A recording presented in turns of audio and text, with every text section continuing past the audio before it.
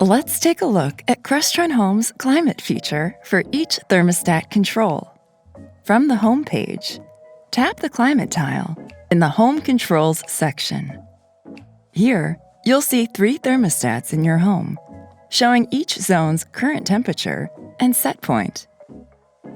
To adjust the set point, just tap the plus or minus symbols. Tap on any thermostat to access more settings, like adjusting the mode, the fan, or even holding the running schedule.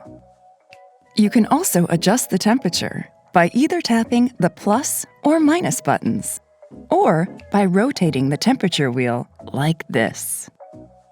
For more control, tap the running schedule to access climate schedules, which we'll cover in another video.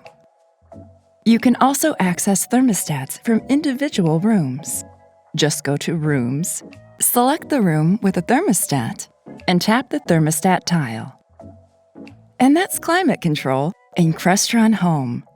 And no matter how you control your Crestron Home, phone, tablet, or touch panel, you'll always have the same familiar experience. For more tips, check out the Crestron Home Quick Start Guide.